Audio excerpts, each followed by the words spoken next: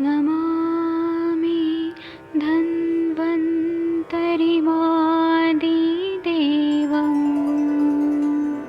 सुरासुरैर्वन्दितपादपद्मम् लोके जरारुभयमृत्युनाशम् दातारमीशम्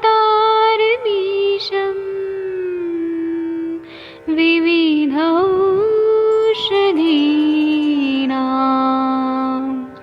शङ्खं चक्रं जलौकां दधतं मृतघटं चारुतोर्भिश्चतुर्भिः सूक्ष्मस्वच्छादिरुद्यं शुकपरिविलसन् मौलिमम्भोजनेत्रम् कालाम्बोदोज्ज्वलाङ्गं कटितटविलसत् चारुपीताम्बराढ्यं वन्दे धन्वन्तरिन्तं निखिलगदमिव प्रौढदावाग्निनीलम्।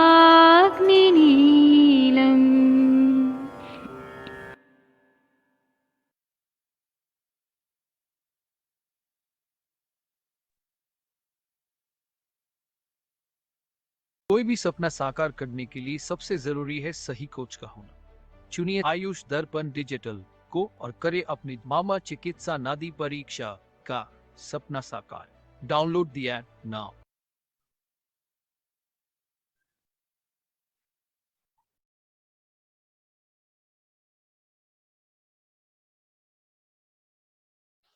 प्रणाम सभी लोगों को। मैं वैद्य अरविंद पाठक पुणे महाराष्ट्र से आप सभी लोगों का स्वागत करता हूं। सभी लोगों को कोटि कोटि प्रणाम करता हूं। मैं असली में एक्चुअली मेरे कोई रिलेटिव को हार्ट अटैक आया है, तो मैंने कोई हॉस्पिटल में हूँ, तो इसलिए मेरे पास अभी बुक और लैपटॉप नहीं है। मैं मोबाइल से ज्वाइन हुआ हूँ। मैं कंचन मैम और शशि मैम और विनीता मैम को को होस्ट बनाता हूँ।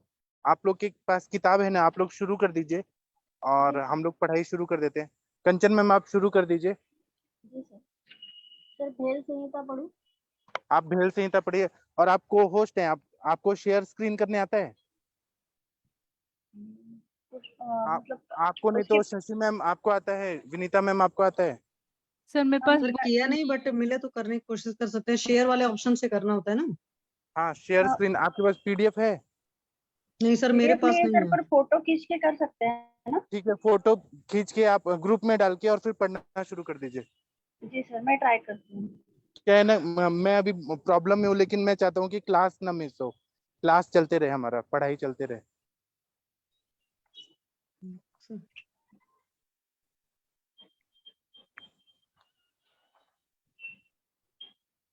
2-3 फोटो भेज दीजिए और फिर पढ़ाई चलते रहेगा। तब तक फिर मैं घर से यहाँ से निकलूंगा, घर जाके फिर सेशन, इंटरेक्टिव सेशन होता है, वो होते रहेगा। जी सर, मैंने नहीं तो फोटो खींचा है, मैं ट्राई करती हूँ। हाँ, आप बोलते रहिए ना, सुन के भी तो होता है पढ़ाई।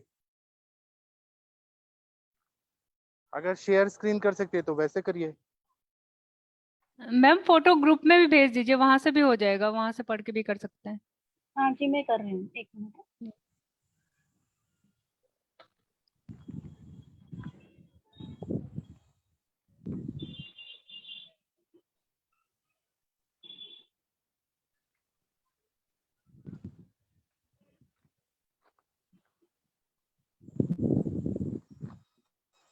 फिर ना आप शुरू करिएगा, मैं अभी घर जाऊंगा क्योंकि इंटरेक्टिव सेशन के लिए मुझे लैपटॉप चाहिए होगा ना, तो मुझे जाने में 1 घंटा लग जाएगा।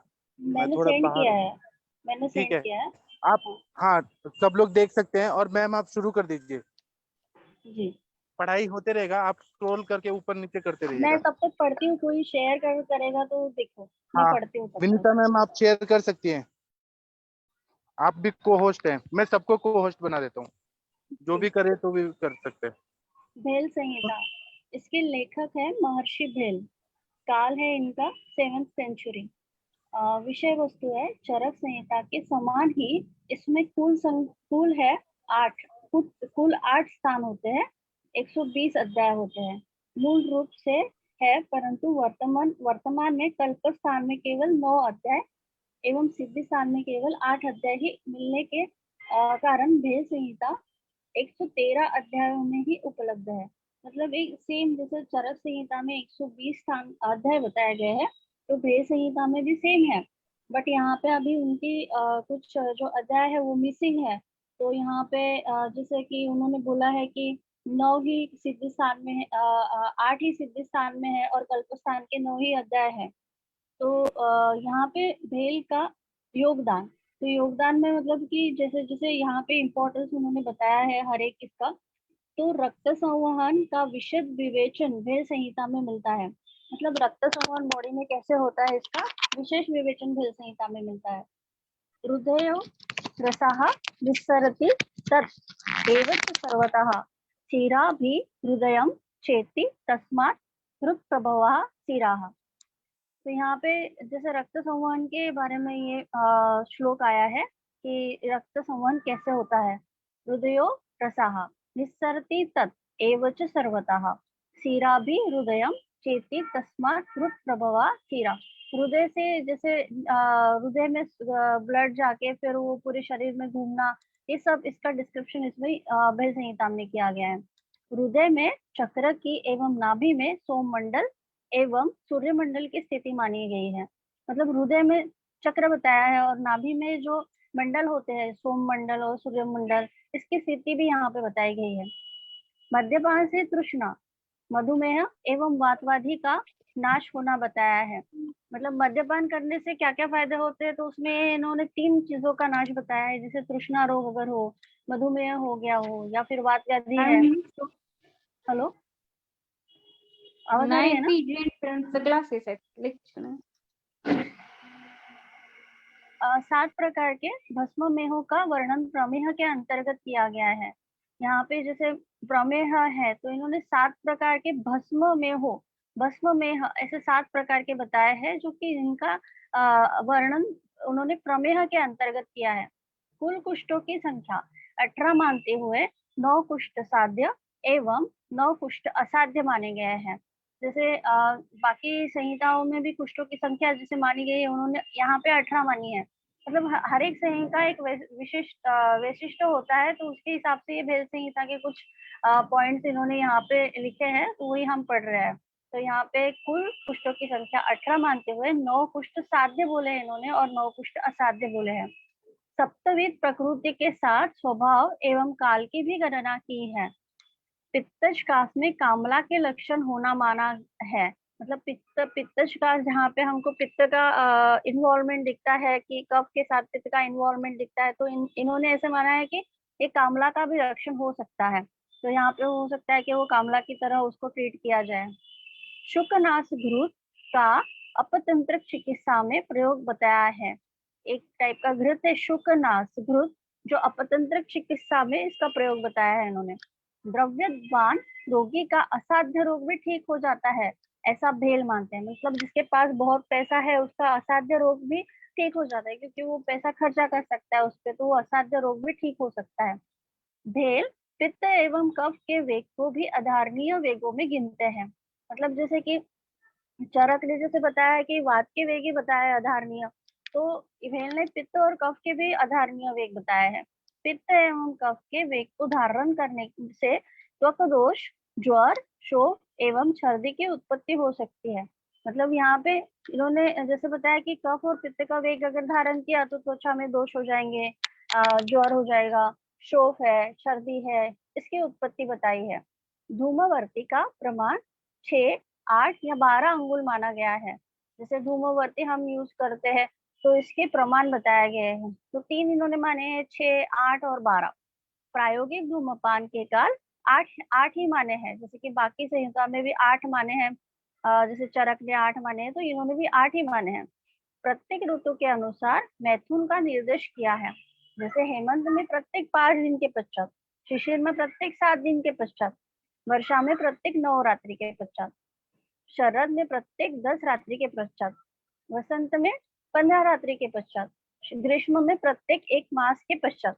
यहाँ पे बाकी संहिताओं के हिसाब से यहाँ पे बहुत अलग है। तो हमें यहाँ पे ध्यान रखना है कि भेद संहिता की कुछ विशिष्ट यहाँ पे निर्देश किया है, तो ये यहाँ पे थोड़ा अलग है। जैसे बाकी संहिताओं का थोड़ा सा अलग है कि हेमंत वाला, शिशिर वाला। तो यहाँ पे हमको डिफरेंशियल डायग्नोसिस करते आना चाहिए कि भेद संहिता वाला ऐसा है और वो, क्योंकि क्वेश्चन सेम रहेगा, बस हमको शिशिर में कैसा है, हेमंत में कैसा है, ये थोड़ा ध्यान रखना है, पढ़ना है, मतलब उसको याद रखना है। 3 माह के अंतराल से नख व बाल काटने का निर्देश किया है। जैसे कि 3-3 माह के अंदर हमारे नाखून और बाल कटने ही चाहिए, ऐसे निर्देश किया गया है। शरद, वसंत एवं प्रावरुट को अनुवासन हेतु श्रेष्ठ माना गया है। मतलब अनुवासन जो बताया है इन्होंने, जैसे शरद में हम विरेचन करते हैं, वसंत में वमन कराते हैं, प्रावरुट ऋतु में जैसे कि वर्षा ऋतु के पहले वाला ऋतु बताया गया है, तो यहाँ पे हम मोस्टली बस्ती का प्लान करते हैं, पर यहाँ पे स्पेशली बताया कि अनुवासन के लिए ये 3 ऋतुएं हैं, शरद, वसंत और प्रावरुट। अभुक्त खाली मतलब अभुक्त खाली पेट अवस्था में आंवल की, भुक्त हुआ अवस्था में हरित की एवं भोजन के परिणाम पाचन के पश्चात पर विभूति की लेने का। मतलब हम आंवला, हिरड़ा और बहेड़ा ऐसे याद रखते हैं, तो हमें वैसे ही मतलब खाली पेट हम आंवल की दे देंगे, खाने के साथ हम हरित की दे देंगे और बहेड़ा हम बाद में दे देंगे। मतलब तीनों का जैसे सीक्वेंस है वही सीक्वेंस खाने के पहले, बीच में और बाद में, ऐसे याद रखना। भेषज को चतुष्पाद क्रम में सर्वप्रथम गिना है एवं भिषक को अंतिम स्थान पर। मतलब यहाँ पे भेषज को महत्व दिया है, यहाँ पे सबसे पहले उन्होंने भेषज को प्रथम क्रम में रखा है। भेषजम प्रथमः पादः इति ज्ञेयम चिकित्सते भिषक चतुर्थः।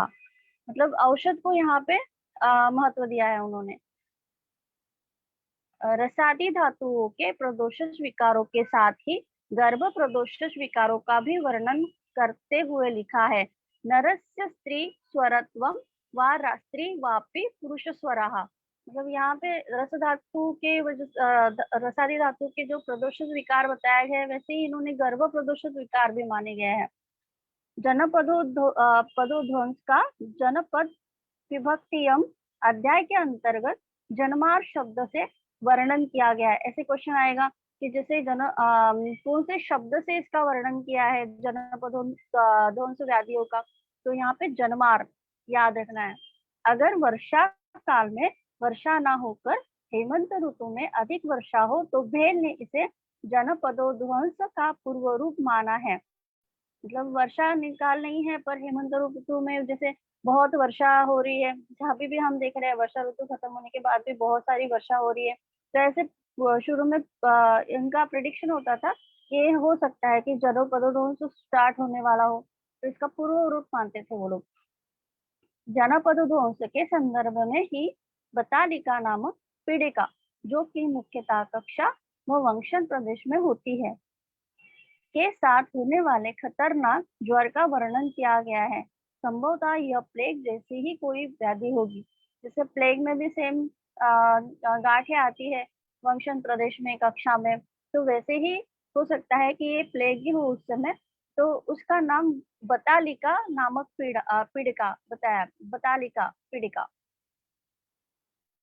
ऋतु के अनुसार द्रव्य विशेष सेवन का निर्देश किया गया है।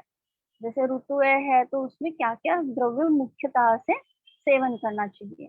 जैसे वर्षा ऋतु में मधु है, मधु के साथ सेवन, शरद में घृत के साथ सेवन, शिशिर में वारुणी व गंडक के साथ सेवन, वसंत में मार्द्विक, निदाद में मतलब ग्रीष्म ऋतु में दुग्ध के साथ सेवन। यहाँ पे मार्द्विक शब्द क्या आया मैम? मुझे मार्द्विक नहीं समझा। हेलो,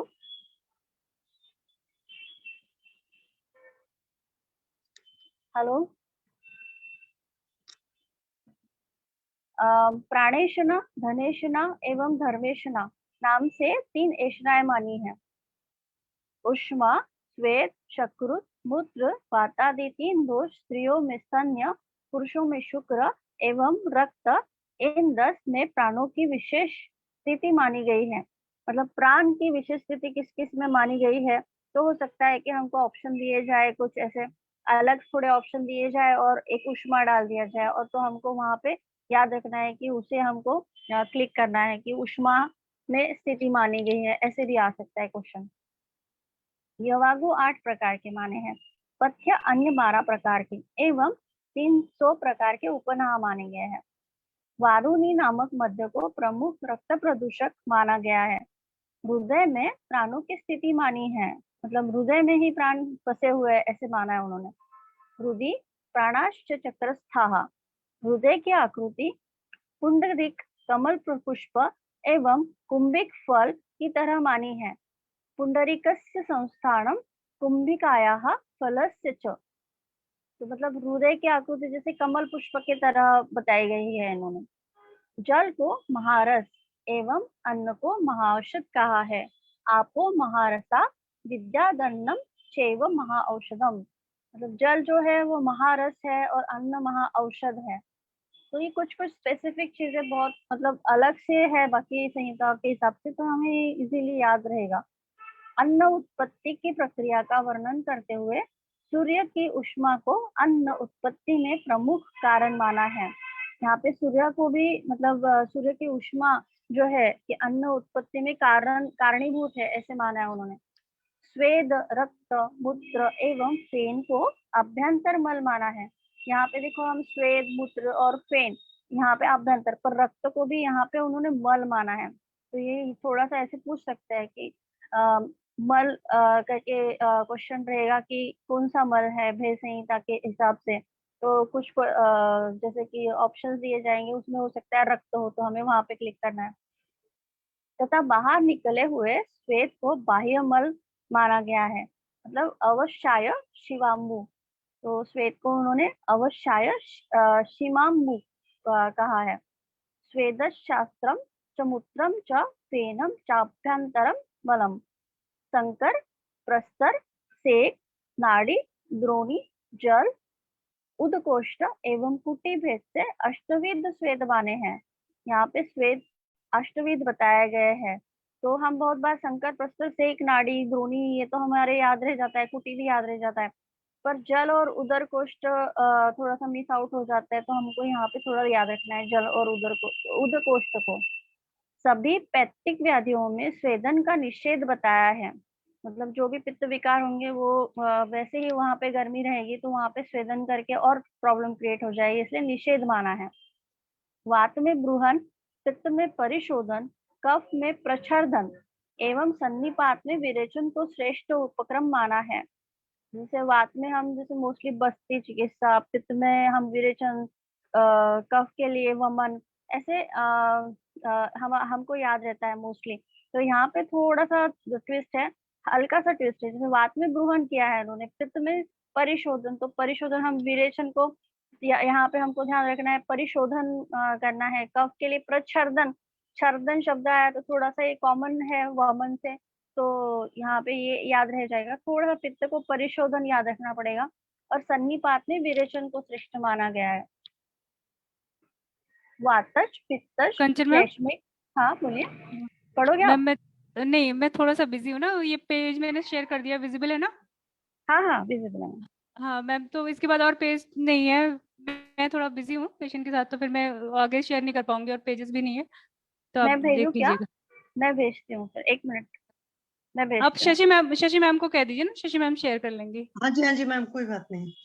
हाँ पेशेंट मैं है मैम एक ग्रुप बार, में डाल दें, मेरे पास नहीं है, ग्रुप में डाल दें तो मैं कर हाँ दूंगी। हाँ मैं डालती हूँ। Thank you ma'am, thank you Shashi ma'am. Thank Shashi you ma'am. Ma'am आप 2 मिनट के लिए पढ़े, फिर थोड़ा सा आगे मैं शेयर हाँ ठीक है करती मैम, मैं पढ़ती हूँ। हूँ। वातज, पित्तज, श्लेष्मिक, मांसज एवं मेदज भेद में अर्बुद 5 प्रकार के माने हैं। मतलब अर्बुद के इन्होंने 5 भेद क्या किए? वातज, पित्तज, कफज, मतलब श्लेष्मिक, मांसज और मेदज, ये अर्बुद के इन्होंने 5 भेद किए हैं। उष्ट्रगीव, परिश्रावी, संभुकारत्वर्त, उन्मार्ग व शतयोनि भेद से भगंदर 5 माने हैं। तो भगंदर के भी, अर्बुद के भी इन्होंने 5 भेद किए हैं, भगंदर के भी 5 भेद किए हैं। जो भगंदर के 5 भेद हैं उसमें उष्ट्रगीव, परिश्रावी, शंभुकावर्त, उन्मार्ग व शतयोनि है। वातज, पित्तज, श्लेष्मज एवं सन्निपातक ग्रंथि की स्थिति सिराओं में मानी है तथा एक अन्य 5वीं स्नावी वृद्धि भी मानी है।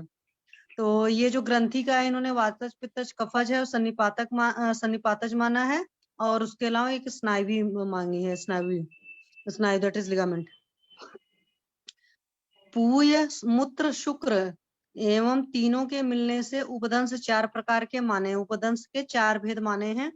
किसी में पूय मिलता है, किसी में मूत्र मिलता है, किसी में शुक्र मिलता है और किसी में इन तीनों का मिक्सचर होता है। इस हिसाब से उपदंश को इन्होंने 4 प्रकार के माने हैं। तो भगंदर को इन्होंने 5 प्रकार का माना है, अर्बुद को 5 प्रकार का माना है, ग्रंथि इनकी वो भी 5 प्रकार की है, उपदंश 4 प्रकार का है। नेत्र में 7 प्रकार के अर्म एवं अनेत्र 4 प्रकार के अर्म माने हैं। अर्म चिकित्सा पढ़ते थे हम लोग ना, तो वो चीज है कि 7 प्रकार का अर्म माना और एक जगह उन्होंने 4 प्रकार का भी माना है। 3 प्रकार की विद्रधि, 4 प्रकार की रोहिणी एवं 4 प्रकार की अलजी व्याधि मानी है। विद्रधि 3 प्रकार की इन्होंने मानी है और रोहिणी जो है बच्चों में होती थी डिप्थीरिया, वो 4 प्रकार की मानी है और अलजी जो है ग्रंथि जो होती है उसको भी 4 प्रकार का माना है। उपक्षमारी एवं क्षारी, उपक्षारी एवं क्षारी भेद से पृष्ठ रोग, पीठ की व्याधि 2 प्रकार की मानी है। तो पीठ के जो रोग होते हैं, पीठ की व्याधि को, पृष्ठ रोग को 2 उपक्षारी एवं क्षारी भेद किया है। फिर है मज्जा, जरायुजा, लेवा, रूपका, बहुरूपका, गात्रजा, सिरोजा, शतमात्रिका आदि विशेष नामों वाले 20 कृमि माने हैं। जो हम लोग पढ़ते थे ना, केशाद, लोमाद, ये सब करके 20 प्रकार के कृमि चरक ने भी माने थे, बट इनके जो नामकरण है वो अलग टाइप से। इनके मज्जा है, जरायुजा, लेवा, रूपका, बहुरूपका, गात्रजा, शिरोजा, शतमात्रिका। वहां पर तो जो 20 प्रकार के हैं उनके वातज, पित्तज, कफज करके अलग अलग टाइप थे, फिर टोटल मिलाकर 20 होते थे। तो इन्होंने भी 20 माने, बट उसके नाम अलग हैं। 7 प्रकार के स्लीपद हैं और 7 प्रकार के शुक्र दोष। हम लोग जो पढ़ते थे शुक्र के साथ 8 दोष पढ़ते थे ना, इसमें 7 हैं, मतलब चरक वाले शायद 8 हैं, अभी मुझे एग्जैक्ट नहीं याद है, किसी को याद हो तो बता सकता है। तो 7 प्रकार का स्लीपद है और 7 प्रकार के ही शुक्र दोष भी इन्होंने माने हैं। कुछ विशिष्ट द्रव्यों के विशेष गुण बताए हैं। मांस बहुमल उत्पादक, यस, उड़द की दाल जो होती है उस चरक में भी है कि उड़द की दाल वगैरह जब खाते हैं तो उससे मल का निःसरण अच्छे से होता है, तो ज्यादा बनता है ये। और दधी को इन्होंने स्लीपद उत्पादक बोला है। स्लीपद की डिसीज, स्लीपर जो फाइलेरियासिस वाला है, वो दधी की उत्पत्ति का आज की डेट में हम लोग जानते हैं कि दधी अभी संधि है तो लगभग हर तरह की बीमारियों को कॉज कर सकती है, बिकॉज चैनल ब्लॉकर है। पिणियाक जो होता है ग्लानिकारक होता है। पिणियाक भी अन्न से ही बनता है, मतलब कि शायद गेहूं वगैरह से बनने वाली चीज है। तक्र जो होता है छपन कारक होता है, मतलब अगर तक्र आप पीते हैं तो पतले होते हैं, वो अंदर से चीजों को करता है, मतलब शोधक एक तरीके से, तो छपन कारक बोला है। मधु को इन्होंने संधान कारक बोला है। तो संधान में मधु को भी इस्तेमाल कर सकते हैं कई सारे जगह। उसका एक एग्जांपल ये भी हो सकता है कि कफ में हम लोग मधु को इस्तेमाल करते हैं, जब ज्यादा खांसी आती रहती है तो मधु को यूज करते हैं, और बहुत सारी कल्पनाओं में मधु यूज होता है। सुरा को इन्होंने जर्जरी कारक बोला है, मतलब अगर सुरा पीते हैं तो उससे जर्जरी मतलब एजिंग होती है, जर्जरी कारक बोला है। हरेणु और मसूर को अत्यधिक वात कारक, हरेणु भी एक तरह की दाल होती है, मुझे सही से नहीं याद है, मसूर तो हर कोई जानता है। तो मसूर की जो दाल होती है अत्यधिक वात कारक होती है, वात का प्रकोप होता है, तो इसलिए जहां पर भी वातज व्याधियां हो तो वहां मसूर की दाल को मना कर देना चाहिए। जैसे कुछ एरिया में कल्चर होता है कि मूंग मसूरी बहुत खाते हैं, तो मसूर फिर मना करना चाहिए, खासकर लोग, बहुत सारे लोग रात को खाते हैं मसूर की दाल। मूलक जो होती कफ कारक होती है, मूली जो है, मूली को खाने से कफ बढ़ता है, तो इसीलिए जब जुकाम उकाम रहता है तो गाँव वगैरह में या अपने लोग के ट्रेडिशन में भी लोग मूली खाने से मना करते हैं क्योंकि ठंडी होती है। फिर लहसुन को इन्होंने वात शामक और पित्त श्लेष्म कारक बोला है।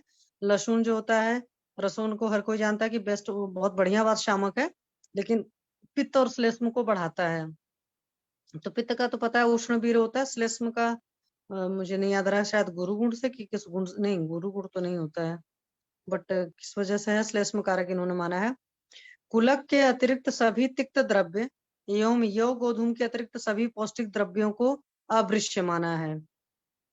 तो तिक्त द्रव्य जो होते हैं वो सारे अवृश्य होते हैं, और सारे पौष्टिक द्रव्य जो होते हैं गेहूं और यव जौ के अलावा और सारे लोग को अवृश्य माना है। यानी कि अगर हमारे पास इस तरह के वृक्ष वाले पेशेंट आते हैं जिनमें हमें वृक्ष गुण बढ़ाना है, तो उनको हम कह सकते हैं भाई ये और गोधूम का सेवन आप कर सकते हैं। अनुपान का बृहत वर्णन करते हुए प्रत्येक प्राणी के मांस का, प्रत्येक अन्य द्रव्य का एवं प्रत्येक शाक का पृथक पृथक अनुपान बताया। तो अनुपान का अगर कहें बृहद वर्णन तो भेल संहिता में मिला है, क्योंकि इन्होंने लगभग हर प्राणी के मांस का भी एक अनुपान बताया है। आपके पास जितने अन्य द्रव्य हैं और जितने शाक हैं उन सभी का इन्होंने अलग अलग अनुपान बताया है। मतलब अनुपान को विस्तृत वर्णन भेल संहिता में मिलता है। सभी दूधों को अभिसंधि माना है, उनमें भी गाय के दूध को विशेष रूप से। सर्वम दुग्धम अभिसंधि गभ्यम तेभ्यो विशेषित्य। इसीलिए जब मतलब जुकाम उकाम रहता है तो दूध नहीं पिया जाता है, या दूध जब लोग पीते हैं तो उसमें या तो हल्दी डालकर पीते हैं, या कभी सूंठी डालकर पीते हैं, या कभी कुछ और ऐसी चीज पीते हैं जिससे दूध का जो अभिसंधि गुण है वो खत्म हो जाए। तो दूध को अभिसंधि माना है। इसका मैं एक एग्जांपल ये भी बता सकती हूँ अपने केस में। जब पहले मैं फास्ट रहती थी तो मैं दूध के साथ रोटी को पका लेती थी, अच्छे से खाती थी, तो मुझे लगता था नेक्स्ट डे जो स्टूल होता है थोड़ा सा चिकनाहट रहता था। तो फिर मैंने जब छोड़ा तो फिर उसके बाद मुझे सही लगता है। अगला है शरीर का मैथुन क्रिया का मूल शरीर का मैथुन क्रिया का मूल एवं फल माना है। रतिमूलम शरीरम ही शरीर से रति फलम। मतलब रति क्रिया की वजह से शरीर का निर्माण हुआ, शरीर की वजह से रति क्रिया, मोस्टली कुछ ऐसा ही। पुंडरीक कुष्ठ के फूटने से ऋषि के फूटने से काकड़क कुष्ठ की उत्पत्ति होती है। तो पुंडरीक कुष्ठ वगैरह मुझे तो याद नहीं रह गया कैसा कैसा होता था। मतलब पुंडरीक से फूटेगा तो ऋषि बनेगा, ऋषि के भी फूटने से काकड़क कुष्ठ की उत्पत्ति होती है। नेक्स्ट है प्रकृति एवं प्रभाव भेद से प्रमेय दो प्रकार के माने गए हैं। अभी उधर हुआ था ना प्रमेय की, इन्होंने कई सारे किए थे। अभी प्रकृति और प्रभाव भेद से प्रमेय को दो प्रकार का माना है। निरंतर गीत गाते रहना पित्तोन्माद का लक्षण माना है। जो लोग दिन भर गाते होते रहते हैं उनके अंदर पित्तोन्माद होता है। मीन्स की इनकी चिकित्सा करनी है तो पित्त शामक द्रव्यों से करनी चाहिए। कोई कुछ बोल नहीं रहा है। पढ़िए मैम। हाँ पढ़ रहे हैं। जैसे इन्होंने पित्तोन्माद का बोला है ना, जैसे कुछ लोग हमेशा गाते रहते हैं, तो ये कभी सोचा नहीं था ना कि पित्तोन्माद के लक्षण होते हैं ये। मतलब वो एबनॉर्मल टाइप में गाते होंगे तो ही, मतलब नॉर्मल आदमी तो वैसे भी गाएगा ना, किसी किसी को पसंद होता है गाना, तो थोड़ा सा एबनॉर्मलिटी के साथ अगर वो गाएगा, या फिर मतलब कि जो नॉर्मल टाइप नहीं लगेगा हमको कि वो एक तो विचार करने वाला हो बहुत ज्यादा और उसमें वो गाना वगैरह गा रहा है, तो हो सकता है कि वो पित्तजन्माद में जा रहा हो। फिर है रक्त मांस कंडीशन में ये एक सिम्टम है। ओके, पित्तोन्माद का एक सिम्टम होता है निरंतर गाते रहे ऐसा। रक्त मांस वसा अस्थि मज्जा शुक्र अग्नि। रस गायब है और कोई गायब है। रस रक्त मांस अस्थि मज्जा शुक्र, मेद गायब है, रस गायब है। मूत्र व पुरुष 90 वर्ष की आयु के पश्चात मंद हो जाते हैं। मतलब कि 90 इयर्स की आयु के बाद इन सभी कम हो जाते हैं ना। तो रस इसमें और मेद छोड़ दिया है, क्योंकि रक्त है, मांस है, मेद नहीं है, अस्थि मज्जा शुक्र भी है, उसके अलावा मूत्र पुरुष भी है, अग्नि भी है, वसा भी है। तो ये सारी चीजें 90 इयर्स के बाद मंद हो जाते हैं, या तो इनके फंक्शन, इनकी अग्नि मंद हो जाती होगी, ऐसा कुछ होगा। फिर रस का नहीं देखे, क्योंकि कैसे हम देखते हैं ना old age people most of, जैसे मेद मतलब उनका जो फैट होता है वो फैट नहीं दिखता है बॉडी पे, तो यहाँ पे ये होगा। पर रस का नहीं समझ में आया। हाँ, तो रस का मतलब पाचन विकृति काफी ज्यादा हो जाती है। मैडम अग्निमांद्य होता है, वात प्रकोप का अवस्था है, वात प्रकोप की अवस्था है। और दूसरी चीज अग्निमांद्य जो भी है वो रसदुष्टि प्रधानता से क्रिएट करेगा, इसकी वजह से रस का वो किया होगा शायद। नहीं, रस को नहीं रस छोड़ के ये सब मंद हो जाता है। हाँ, रस को नहीं माना। रस रहता है, बाकी सब मंद हो रहा है। रस और मेद को छोड़ करके और सबको बोला इन्होंने। वसा है ना मैडम? हाँ जी, हाँ जी, हाँ, वही तो मैंने कहा ना कि आपका जो रस रक्त मांस में अस्थि मज्जा शुक्र है, तो उसमें रस और मेद हटा दिया है, और मल में मूत्र और पुरुष दोनों को रखा है, और उसके अलावा वसा है। जैसे मल में हम लोग उसको लाते हैं ना मूत्र पुरुष और श्वेद को, तो श्वेद नहीं है इसमें। फिर है रस की महत्ता बताते हुए लिखा है, पुरुषो रस जन्मा रस जीवी रस ज्वलनो रस समाधि को रस जीवनस्य भवति। मतलब पुरुषो रस जन्मा, पुरुष की उत्पत्ति रस से हुई है, रस जीवी ही है, रस की वजह से जीता है। रस ज्वलन, रस ही उसकी अग्नि का भी कारण है, उसी की वजह से समाधि भी होती है, उसी की वजह से जीवन है, मतलब कि सारी सत्ता रस में ही निहित है। अगला शेयर करेंगे मैम कि खत्म हो गया? किया है मैम, 1 मिनट में उसको ट्राई करती एक हूँ। मिनट, बीच कहाँ से आ रहा है ये वाला? कृष्ण श्वेत? हाँ, कायाग्नि, कायाग्नि उसके नीचे है, वो पहले भेज दिया मैंने, कायाग्नि। अच्छा हाँ, ये वाला पेज। ये पहले है, फिर वो बाद में है, कृष्ण वाला। हाँ वही मैं वहीं से पढ़ लेती हूँ, क्योंकि हाँ। शेयर ऑप्शन में कैसे करें? This will stop other sharing screen, do you want to continue? रंडो मैम, मैं वहीं से पढ़ती हूँ, मुझे थोड़ा सा प्रॉब्लम आ जाएगी, इससे बेटर है। यस, कायाग्नि को आहार पाक में कारण बताया है। तो आहार पाक का जो कारण है वो अग्नि, कायाग्नि है। काय वैसे काय में खुद ही अग्नि होता है। रंजक पित्त को राजक पित्त का नाम दिया है। रंजक पित्त के लिए वर्ड यूज किया है राजक पित्त। आलोचक पित्त के बुद्धि वैशेषिक और चक्षु वैशेषिक 2 पित्त किए हैं। आलोचक पित्त जो हमारा आई में रहता है, उसके इन्होंने बुद्धि वैशेषिक और चक्षु वैशेषिक, मतलब आईज की वजह से डिफरेंशिएशन यहाँ कर दिया। अभी दिख रहा है मैम? 1 मिनट बड़ा करती हूँ, मैं वहां से पढ़ने लगी थी। दिख रहा है यस ना? मैम, हाँ जी, हाँ जी मैम। ठीक। तो आलोचक पित्त को बुद्धि वैशेषिक और चक्षु वैशेषिक 2 भेद भेलने किए हैं। बुद्धि वैशेषिक पित्त का स्थान भ्रू मध्य है। भ्रू मध्य मतलब अपना आज्ञा चक्र हो गया, में श्रृंगाटक मर्म के समीप बताया है, तथा सूक्ष्म ज्ञान, स्मरण, धारण व प्रत्याहार में बुद्धि वैशेषिक पित्त को कारण बताया है। तो जो सूक्ष्म ज्ञान होता है हमें चीजों का, जो स्मरण शक्ति होती, धारणा शक्ति होती, प्रत्याहार का मतलब होता है कंट्रोल होता है। प्रत्याहार मतलब दूसरों की कोई चीज देख करके हमारे अंदर। मैम 1 मिनट आप पढ़ो, मेरे घर में बच्चा रो रहा है, कुछ चोट चपट तो नहीं लग रही? मैं 2 मिनट देखती हूँ प्लीज। हाँ हाँ, पढ़ती हूँ मैं। बुद्धि वैशेषिक पित्त का स्थान भ्रू मध्य में श्रृंगाटक मर्म के समीप बताया है, तथा सूक्ष्म ज्ञान, स्मरण, धारण व प्रत्याहार में बुद्धि वैशेषिक पित्त को कारण बताया है। नाभि के मध्य सोममंडल, सोममंडल के मध्य सूर्यमंडल एवं सूर्यमंडल के मध्य में हुताशन, अग्नि की स्थिति मानी गई है। मतलब जो नाभि के मध्य में जो सोममंडल है, सोममंडल के मध्य में फिर से सूर्यमंडल, सूर्यमंडल के मध्य में अग्नि, ऐसे उन्होंने स्थिति बताई है। जाठर अग्नि का प्रमाण बताया है। जैसे स्थूल काय प्राणियों में यव प्रमाण बताया है जठर अग्नि का। रस्वकाय प्राणियों में त्रुटि प्रमाण बताया है। कृमि, कीट, पतंगों में वायु मात्र प्रमाण में है अग्नि। मतलब अग्नि के प्रमाण बताया है कि कितना कितना अग्नि बॉडी में रहेगा। तो मैडम ये त्रुटि प्रमाण क्या होता है? वो नहीं समझा सर मुझे एक्चुअली। जी, त्रुटि जो प्रमाण प्रमाण क्या तो हो होता गया कि जो के जितना रहेगा, है हाँ, ना? जव जितना ही रहेगा, मतलब बहुत ही कम अग्नि है, बिल्कुल मतलब हम जैसे बोलते हैं ना कि इसीलिए बोलते हैं कि हम उतना ही खाओ कि जितना हमारा अग्नि पचन कर सके। तो ये यव प्रमाण मतलब बहुत ही कम हो गया मैम एक्चुअली, हाँ अगर तो ऑब्वियस सी इमेजिन बात करें। है, इसीलिए तो आप एक्सरसाइज वगैरह करते हैं, मतलब काम धाम करते हैं, तभी आपके अंदर अग्नि बढ़ी रहती है, वरना तो बहुत कमजोर होती है अग्नि। और कुछ भी उल्टा पुल्टा करते हैं, मतलब अपथ्य सेवन करते ही खराब हो जाता है।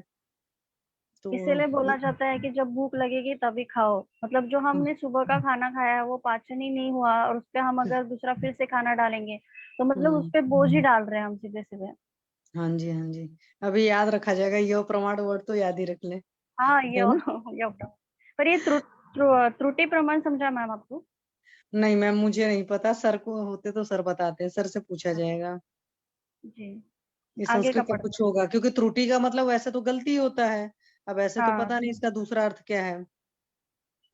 फिर है और शरीर में कृमि 10। कृमि हाँ में जैसे कृमि, कीट और पतंगों में जैसे वायु मात्र प्रमाण बताया, मतलब बहुत ही, मतलब जैसे कि ये जो कृमि, कीट और पतंग जो होते हैं उड़ने वाले में है ना सब। हाँ जी, हाँ जी। तो इसमें वायु तो प्रमाण बताया है। हाँ, तो वायु का तो प्रमाण ऐसे बहुत कम होता है, तो इस वजह से। हाँ जी। फिर लिखा है शरीर में 10 अंतर्गुहाएं, 10 ही बहिर्गुहाएं बताई हैं। जी। बाहर भी 10 गुहाएं हैं और अंतर 10 गुहाएं हैं।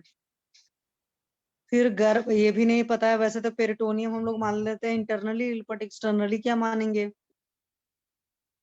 फिर गर्भ में प्रथम उत्पत्ति के संदर्भ में हृदय की प्रथम उत्पत्ति को पराशर का एवं चक्षु की प्रथम उत्पत्ति का काश्यप का मत बताया है, शेष चरकवत ही माना है। तो पहले प्रथम उत्पत्ति के हृदय की हुआ, कुछ लोगों ने बोला, कुछ लोग चक्षु की उत्पत्ति मानते हैं। जीवन का तो उससे होगा ना, हृदय की वजह से जीवन हुआ, तो ये भी रटना वाला है। नहीं, पराशर के मत से प्रथम उत्पत्ति जो है हृदय है गर्भ में, और काश्यप की मत से गर्भ में प्रथम उत्पत्ति चक्षु की होती है। हाँ, ये बाकी मैं ऐसे बता रही थी, जैसे जब चरक। यूपीटी करते हैं, अगर नहीं सही आता है तो अल्ट्रासाउंड कराते हैं ना, तो 5th वीक में या 6th वीक में आ जाता है कार्डियक साइन, तो पता चल जाता है कि हाँ कार्डियक एक्टिविटी स्टार्ट हो गई नहीं हो गई। तो वो मैं उससे कोरिलेट करके कह रही थी एक्चुअल में कि कार्डियक आ गया तो इट मीन्स कि हाँ ठीक है, प्रेगनेंसी सही है। जब चरक का शायद हृदय का जो उत्पत्ति है वो 4th मंथ में बताया ना, 5वें महीने में मन का और फिर 6वें महीने में बुद्धि का, ऐसे बताया है। हाँ जी, हाँ जी तो मैम, यहाँ हाँ जी पे इन्होंने 1st मंथ में ही हृदय का बोला है। तो ये मैं सोचू तो मॉडर्न के हिसाब से भी ठीक है। क्योंकि गर्भ का, वो हम हाँ जी मैम, सोनोग्राफी करते हैं, आपको ज्यादा पता होगा ये, कि आप सोनोग्राफी करते हो तो मुझे लगता है कि 10 वीक्स होने पर ही वो पूरा दे देते हैं ना कि हार्ट बीट्स है करके। हाँ जैसे मान लीजिए किसी की प्रेगनेंसी होती है, कई बार ऐसा भी होता है कि क्योंकि मिस्ड पीरियड बीत गया तभी हम कर लेते हैं तो यूपीटी तुरंत पॉजिटिव आ जाता है। कई बार होता है कि दोनों लाइन प्रॉपर नहीं आती है, एक कम आती है, तो उस केस में हम कहते हैं कि ठीक है, अगर 5 वीक हुआ तो 1 वीक मतलब वेट कराने को बोलते हैं। वेट कराने के बाद हम अल्ट्रासाउंड कराते हैं। अगर अल्ट्रासाउंड में कार्डियक एक्टिविटी आ गई है तो हम मानते हैं कि सब ठीक है, फिर उसके अकॉर्डिंग प्रेगनेंसी को कंटिन्यू रखने के लिए मेडिसिन चलाते हैं।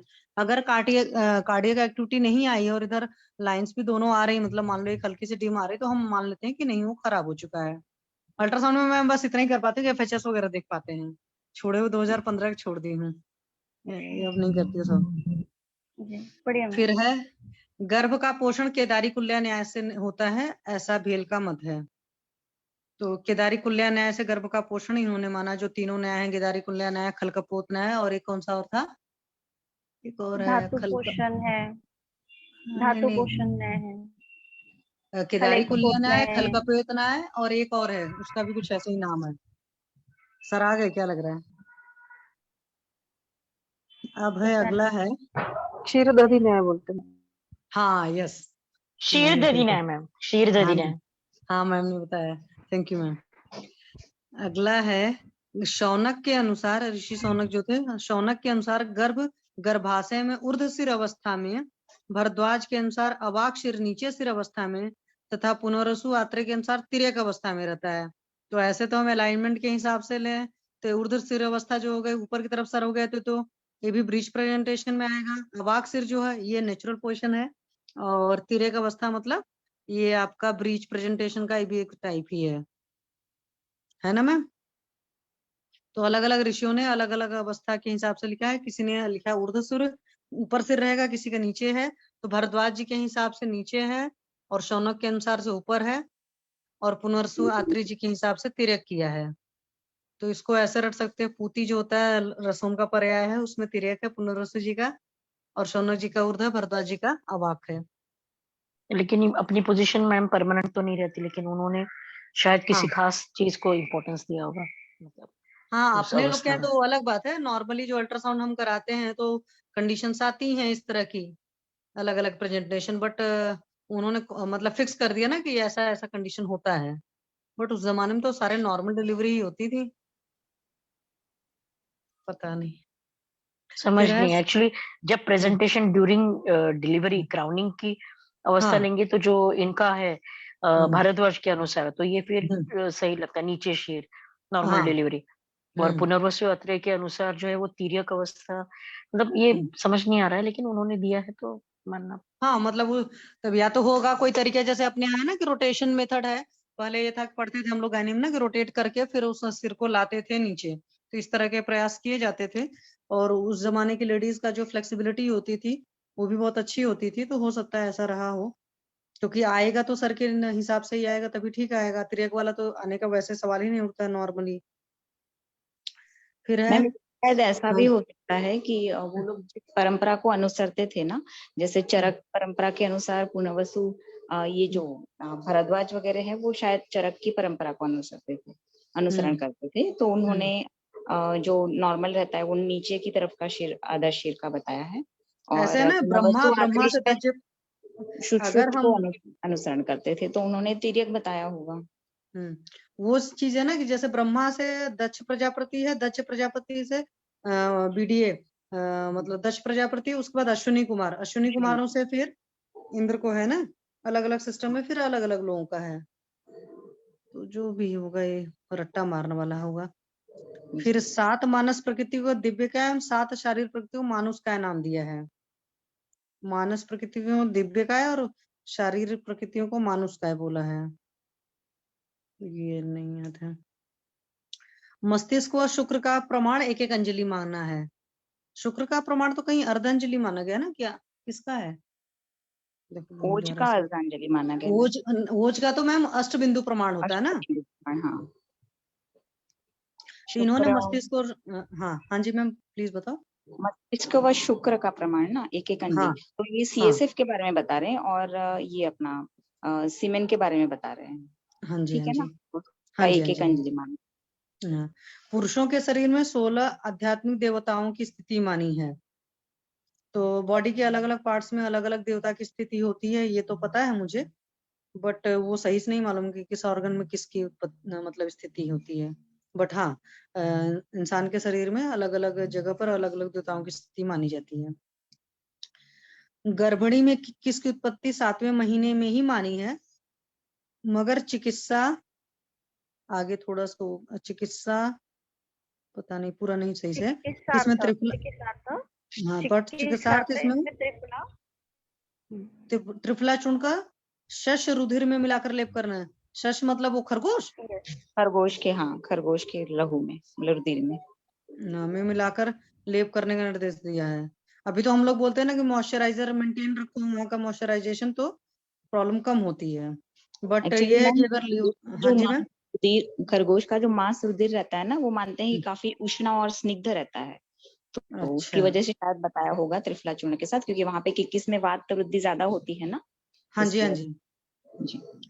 तो नॉर्मली मतलब ये रक्त होता है उसमें, मतलब वायु और रक्त। हाँ वही मतलब मॉइस्चराइजर को बोलते हैं कि आप मॉइस्चराइज करके रखिए। समाने वृद्धि ही उसके अनुसार बताया गया है। रुधिर जो हो गया मतलब ब्लड है, उसके अंदर उष्ण और स्निग्ध गुण रहते हैं, तो उसका अप्लाई करने से किस में अच्छा रिजल्ट मिलता है। लीवर फंक्शन टेस्ट अगर सही नहीं रहते हैं तो किस मतलब बहुत ज्यादा होती है, पेशेंट परेशान हो जाता है। जी मैम, बेसिकली ये रक्त रस धातु की ही दृष्टि है ना। हाँ, तो वो लोग यूलिप चलाते हैं, इसलिए मुझे याद है। फिर सद्यः जात बालक को भी देखकर लक्षणों का उसकी आयु के संदर्भ में निर्देश किया गया है। बालक को देख करके बता देते थे कि उसकी कितनी आयु होगी। फिर है इसी प्रकार से वास्तव के में लक्षणों को देखकर व्यक्तियों की जीवन अवधि का भी निर्धारण किया गया है। तो उनका होगा अपना कुछ लक्षण देखते होंगे, उसके बेसिस पर बता देते होंगे ना इस जातक की इतनी आयु होगी। इसी प्रकार जिस व्यक्ति के ललाट नासिका एवं कर्ण का परिमाण 6 अंगुल हो और शतायु होता है, ऐसा भेल का मत है। तो ललाट 6 अंगुल का हो, नासिका 6 अंगुल की, तो बड़ी लंबी होगी 6 अंगुल, तो क्योंकि तर्जनी उंगली जो हमारी है 3 अंगुल की, एक उंगली नहीं सॉरी 4। यस, ये तो बहुत बड़ा होगा मैम, 6 अंगुल तो बहुत बड़ी होगी। हाँ होगी, जैसे हम में बताते थे ना, जैसे राजा महाराजाओं के जो कपाल रहते थे वो काफी ब्रॉड होते थे, तो अभी तो ये सब पॉसिबल नहीं है, तो उसके अनुसार वो लोग आयु मान लो मैंने अपनी नासिका नापी तो 3 अंगुल की है और ललाट नापा तो 4 अंगुल का है। मतलब अपने तो समझो 60 में ही निपट जाएंगे। तो इन्होंने मतलब वो दीर्घायु रहते होंगे, शतायु रहते होंगे, तो ललाट नासिका कर्ण आगे पर किसी का इतना ज्यादा तो नहीं हो सकता। 6 अंगुल बहुत ज्यादा है। पहले होता होगा ना मैम, पहले के जमाने में होता होगा, क्योंकि हम अगर वो स्टेचूज देखते हैं महावीर वगैरह के, तो देखिए ना उनके कान वगैरह बहुत, उनका तो वो तो अलग इंसान मतलब परमात्मा सदृश लोग हैं, उनकी तो बात अलग है। तो फिर टाइप के लोग जब होते होंगे ना, तो हो सकता है उस समय होता होगा ये। फिर इन्होंने लिखा है ज्वर के संदर्भ में 11 प्रकार की चिकित्सा का निर्देश किया गया है। ज्वर के संदर्भ में 11 प्रकार की चिकित्सा है। अपना तो वही है ना, क्या नाम है, लंगनम स्वेदनम तिक्तो एवागु कालो रस, ऐसा कुछ है। ज्वर का चिकित्सा का सूत्र क्या है? लंगनम स्वेदनम कालो एवागु तिक्तको रस, है ना? बराबर हाँ, बराबर मैम। हाँ। फिर है मल का स्थान सिर व तालु के मध्य मन का स्थान, सॉरी, मन का स्थान सिर व तालु के मध्य माना है। सिर व तालु के मध्य, तो रट्टा ही मारना है, इसमें समझ नहीं आएगा। मन का स्थान, बहुत सारे जगह पे अलग अलग आया है मन का स्थान। किसी हाँ। ने हृदय में माना है, किसी ने जैसे कि मस्तिष्क में माना है, हाँ जी, और हाँ जी। स्पेशली सिर और तालु में माना है। हाँ, तो सिर और तालु के लिखा ना, सिरस्त तालवंतर्गतम सर्वेंद्री परम मना। फिर है इन्होंने बोला सिरो रोगों के संदर्भ में सिरह कंप मूर्ध स्वैथु नामक विकारों का भी वर्णन किया है। तो एक तो सिरह कंप का वर्णन इन्होंने सिरोरोग में किया है, और मूर्ध स्वैथु, स्वैथु तो छींक को बोलते हैं, मूर्ध स्वैथु पता नहीं। शोथ को बोलते हैं मैम। थूक को बोलते हैं श्वेत। शोथ। अच्छा, नामक विकारों का भी वर्णन किया है। फिर गृधसी में सहचर तैल और मूलक तैल के आभ्यंतर प्रयोग के साथ रक्त मोक्षण को भी प्रशस्त माना है। गृधसी मतलब सियाटिका में इन्होंने जो लोअर उसे मतलब स्टार्ट होता है बैक से नीचे पैर तक जाता है, पैर उठाने में प्रॉब्लम होती है, या बोलते हैं गृधसी की तरह चलता है। गृधसी मतलब वो क्या बोलते हैं, गीदड़ की तरह इंसान की चाल हो जाती है। तो उसमें इन्होंने सहचर तेल को अच्छा माना है, और मूलिका तेल का आभ्यंतर प्रयोग करने को। वैसे सहचर तेल की बस्ती दी जाए तो भी बड़ी अच्छी बात है ना मैम? फिर है कृष्ण श्वेत एवं कृष्ण श्वेत भेद से पिंडितक मदन फल 3 प्रकार का माना गया। मदन फल 3 प्रकार का है, कृष्ण है, कृष्ण श्वेत है, और एक बीच का है, मतलब कृष्ण श्वेत मिक्सिंग मदन फल। मार्केट से जो मैं खरीद के लाई हूँ तो ब्लैकिश ब्राउन है। एवं मदन फल को सर्व प्रकार के शोधनार्थ उपयुक्त बताया है। फलांतर सर्वेशा मदनम सर्व शोधनम यस। तो मदन फल सर देखो बमन में तो कराते ही हैं, और जब सद्य किसी का कराना रहता है विरेचन तो सर ने उसमें भी मदन फल डलवाया है। कई सारी बस्ती में भी मदन फल पड़ता है ना? जी मैम। तो इस हिसाब से मदन फल तीनों तरह के प्रोसीजर्स में यूज हो सकता है। क्योंकि वो लेखन कार्य अच्छी तरह से करता है ना, तो वमन विरेचन बस्ती तीनों में यूज कर सकते हैं, क्योंकि हाँ, उनका उसका उष्ण तीक्ष्ण है, उष्ण तीक्ष्ण सूक्ष्म स्रोत विशोधन गुण होता है जी। तो फिर है बमन विरेचन व्यापद, इन्होंने 10 माने हैं। अब मुझे नहीं याद है कि कौन कौन से बमन विरेचन के व्यापद थे और कितने थे, मतलब चरक जी ने कितने माने हैं। फिर लिखा है बस्ती कर्म के पश्चात एवागु पान का निषेध किया है। बस्ती कर्म के पश्चात एवागु नहीं पीना चाहिए। फिर लिखा है प्रत्येक 4 मास के अंतराल पर एक बार बस्ती का प्रयोग करने वाला व्यक्ति सर्व रोगों पर विजय पा लेता है, ऐसा भेल का मत है।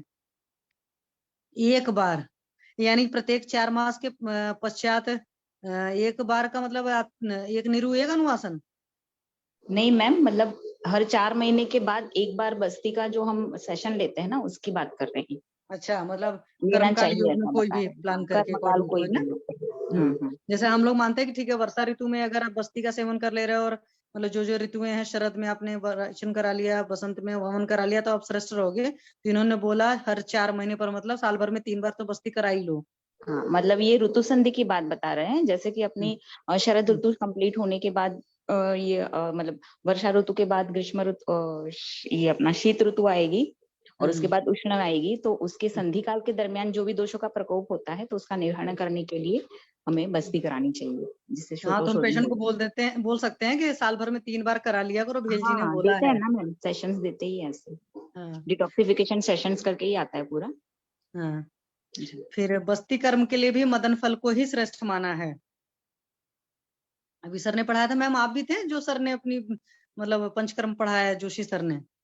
नहीं मैम, मैं अभी से क्लास ले रही हूँ, मैंने आगे अच्छा नहीं लिया। अच्छा, मैंने पिछला वाला ज्वाइन किया था इसलिए मुझे याद आ रहा है। फिर है आस्थापन अनुवासन व्यापद भी 10 माने, तो बमन विरेचन व्यापद भी 10 माने हैं और आस्थापन अनुवासन व्यापद भी इन्होंने 10 ही माने हैं, है ना ये। अच्छा, फिर है क्रीड़ा बस्ती नामक बाजीगरण बस्ती को श्रेष्ठ रेतो बलकर कहा है। कोई क्रीड़ा बस्ती नाम का इन्होंने बस्ती बताया है, वो बाजीकरण के लिए बेस्ट है। वैसे भी क्रीड़ा का मतलब यही सब होता है, मतलब बाजीकरण से रिलेटेड चीज हो गई। फिर संपूर्ण ग्रंथ में भेल ने भद्र काव्य को खंड काव्य नाम से संबोधित किया है। अब भद्र काव्य ऋषि थे, हाँ किसी ऋषि का ही नाम है ना। हाँ, तो उनको खंड काव्य वर्ड यूज किया है। भेल संहिता के कुछ विशिष्ट अध्याय नामकरण है। अत्याशितीय अध्याय, चतुष्पाद भिषक जितीय अध्याय, गाढ़ पुरुषियम, ऋतु विभागीय, भोजन विधि अध्याय, भेल संहिता जी का है। रोग प्रकृति विनिश्चय एक अध्याय है। फिर ऋतु विमान स्थान है। फिर स्वस्थयनम इंद्रियम अध्याय है। छाया अध्याय है। ये और सारे अध्यायों के नाम चरक के अनुसार हैं। तो अत्याशितीय अध्याय है, भोजन विधि अध्याय, चतुष्पाद भिषक जिति अध्याय, गाढ़ पुरुषीय, ये सब सारे जो हैं ये सारे भेल जी का अपना स्पेशल नामकरण है। कुछ प्रमुख योग हैं। अश्वत्थ मूलादि मोदक, ये इन्होंने राजक्षमा में दिया। अश्वत्थ मूलादि मोदक पिपली वर्धमान राजक्षमा में दिया है। ये तो चरक ने भी पिपली वर्धमान राजक्षमा में ही दिया है ना। हाँ ठीक है। शतपाक मधुक तैल को भी राजक्षमा में बोला है। दशांग घृत को और दधिक घृत को दोनों को गुलम रोगाधिकार में बताया, दशांग घृत और दधिक घृत। और शिवावर्ती विसूचिका में बताया है। और सुवर्ण समक चूर्ण उदर रोग में बताया है। तालिस पत्रक या प्राणदा वाटिका अर्श में बताया है। प्राणदा वाटिका शायद गुटिका आती भी है मार्केट में। अयोरजियम शोफ में बताया है। अयोरजियम मतलब ये हो गया लौह का कुछ। फिर हिंगू पंचम हृदरोग के लिए बताया है। और बल्लभक घृतम हृदरोग के लिए बताया है। बल्लभ तो विष्णु जी का पर्याय है शायद, मेरे ख्याल से माधव बल्लभ, यस। तो बल्लभ घृत का जो वर्ण है, बल्लभक घृत का वर्ण हृदरोग में बताया है। पिपली वर्धमान रसायन का जो है वो राजक्षमा में। अश्वत्थ मूलादि मोदक उसका भी राजक्षमा में है। और एक शतपाक मधुक तैल है वो भी राजक्षमा में। और दशांग और दधिक घृत दोनों गुल्म में है। शिवावर्ती का वर्ती विसूचिका में है। और शिवा गुटिका किसमें है? शिवा गुटिका अर्शरोगाधिकार है क्या? याद नहीं। बस मैम फिनिश हो गया। कोई भी कॉन्स्टिपेटेड होते हैं उसमें दे सकते हैं। अर्श भी इसमें इंक्लूडेड है। हाँ, तो फिनिश हो गया ना जी मैम। यहाँ तो पे ना आज यहीं पहले पर फिनिश। हाँ जी मैम। यहाँ पे स्टॉप करते हैं। वसंत में मार्द्विक क्या होता है मैम? द्रव्य है ये जो ऋतु के माद्रिक, मार्द्विक वो उसको कहते हैं मुनक्का को। मुनक्का को बोलते हैं। ओके। ये द्राक्षा की वैरायटी है माद्रिक। माद्रिका रस्ट भी होता है, द्राक्षा रस्ट भी होता है। तो द्राक्षा रस्ट में सीधे अंगूर का यूज कर लेते हैं। जैसे किशमिश की बहुत सारी वैरायटी है ना, तो एक अंगूर हो गया, एक मुनक्का होता है और एक खजूर होता है। बट है सारी किशमिश की वैरायटी और तीनों में फिर क्वालिटी वाइज थोड़ा थोड़ा फर्क होता है। हाँ मैम सही बताया। मैम ने बताया था एक बार अपने अष्टांग के क्लास में बताया था माद्रिक द्राक्षा की वैरायटी। हाँ, अब जैसे ये आजकल देखो मार्केट में 2 तरह की किशमिश आती है। होता है। हाँ जी मैम। मुनक्के के अंदर बीज होते हैं मैम, द्राक्षा के अंदर बीज नहीं होते हैं। हाँ, द्राक्षा के अंदर बीज नहीं होता, लेकिन अगर आप पढ़िए मतलब बॉटनी के हिसाब से तो सीडलेस और सीड वाले दोनों आते हैं। पर आजकल मार्केट में जो आता है द्राक्षा, जो अंगूर किशमिश मतलब एक्चुअली जो आता है, उस किशमिश में बिल्कुल बीज नहीं होता है। किशमिश की भी 2 वैरायटी मार्केट में आती है, एक छोटी आती है और एक आप देखो थोड़ी लंबी आती है, उससे जस्ट डबल साइज वाली आती है। और जो मुनक्का होता है ना वो थोड़ा उससे भी बड़ा होता है। और खजूर जो होता है, खजूर समझ लो कम से कम 2 अंगुल का होता है। और आपका मुनक्का 1.5 अंगुल के हिसाब से की साइज लगभग होती है। तो अलग होता है ना, खजूर तो पेड़ से मिलता है। अरे खजूर कर सॉरी छुआरा नहीं है, तो सारे पेड़ के ही है। जैसे द्राक्षा अंगूर की तो बेल होती है ना। और मुनक्का की मुझे नहीं पता। खजूर है जो, और एक बेल भी होती है, लेकिन मुनक्का में जो अंगूर होता है वो बीज वाला होता है। और बनाने वही मैं बता रही हूँ कि द्राक्षा की जो ये वैरायटी है, साइज वाइज इनके डिफरेंसेस हैं, सीड वाइज डिफरेंसेस हैं, साथ में इनका जो गुण है उस गुण में शीत उष्ण का भी थोड़ा बड़ा फर्क है। जैसे एक खजूर होता है जो मार्केट में ऐसे मिलता है, और एक छुआरा होता है। तो जो छुआरा भी होता है वो भी काफी हैवी होता है, छुआरे में भी काफी बड़ा सीड होता है। मुनक्का का जो सीड होता है वो मैम छोटा होता है। जैसे अपने यहाँ जब विरेचन कराते हैं तो विरेचन में अधिकतर मुनक्का यूज करते हैं लोग। जब किसी पेशेंट को पहले विरेचन योग दे दिया, विरेचन योग देने के बाद फिर बाद में मुनक्के का ही पानी धीरे धीरे करके पिलाते रहते हैं, तो उससे भी विरेचन होता रहता है। उसमें छुआरा नहीं यूज करते हैं। मार्केट में आप पंसारी के पास जाएंगे, वो आपके पास तीनों लाकर रखेगा, अलग अलग साइजेस का है, अलग अलग चीजें हैं। ठीक है मैम, अब फिनिश किया जाए। कंचना मैम, विनीता मैम, जी मैम। अनुता मैम, चलिए फिनिश करिए। कौन है को होस्ट? करना है क्या, मतलब? हाँ सर तो हैं, सर का शो तो सर का शो हो रहा है। सर है, लेकिन उन्होंने मैसेज दिया था कि वो 8:15 बजे ही मिलेंगे, मतलब मे भी थोड़ा बिजी होंगे, तो आप यहाँ मिशन में होंगे मैम, लेकिन होस्ट तो इसको मतलब बंद कैसे करना है? वो ऑप्शन रहेगा ना लीव का। नहीं, पर कैसे है ना, होस्ट ही को एंड कर पाता है। हम लोग होस्ट आपको बनाया ना मैम, कंचन मैम के नहीं सर, होस्ट हैं हम लोग, सबको को होस्ट हैं, तो सर वो करेंगे ना, बंद करेंगे। ओके, तो हम लीव कर देते हैं, तो सर करते रहेंगे। हाँ, सारे लोग लीव कर जाइए, हाँ, उसके बाद अपने आप हो जाएगा। Hello ma'am. हाँ जी मैम। सब मैम वो 8:15 बजे की जो ट्रेनिंग ये है ना, क्लास है ना, उसका लिंक अलग से है क्या? हाँ मैम, उसका अलग आता है। ये पीजी एंट्रेंस वाला वो आपके ग्रुप में ही आएगा मैम। पीजी एंट्रेंस वाला? हाँ, ये पीजी एंट्रेंस वाला, के भी पीजी का एग्जाम होने वाला ना, तो सर अभी ये पढ़ा रहे हैं। 8:15 बजे का भी लिंक ग्रुप में ही आ जाएगा। ग्रुप में? ग्रुप में अगर अटैच होना है तो फिर कैसे करेंगे? ग्रुप का लिंक कहाँ पे मिलेगा? अच्छा, ग्रुप में आप अटैच नहीं हैं? हाँ नहीं है, एक्चुअली मैं न्यू हूँ, जब भी मेरे फ्रेंड ने भेजा था ये अच्छा है करके सर का क्लास वगैरह। उसमें ऐसा है कि गूगल लिंक फॉर्म है एक्चुअली। सर को मैं बोलती हूँ, सर शेयर कर देंगे, तो गूगल लिंक फॉर्म को फिलअप आप करोगे, और मतलब उसकी कुछ फी स्ट्रक्चर है 500, तो वो आप पे करोगे तो फिर और मतलब ऑटोमेटिकली आप ग्रुप में ऐड हो जाएंगे। ओके ठीक है, चलेगा चलेगा मैम। मैं अभी सेशन बंद करता हूँ, मैं आ गया हूँ अभी। हाँ जी सर, डाल दीजिए वो। हाँ जी सर, आप बंद कर दो, 8 बज गए sir. Thank you sir. Thank you सभी को।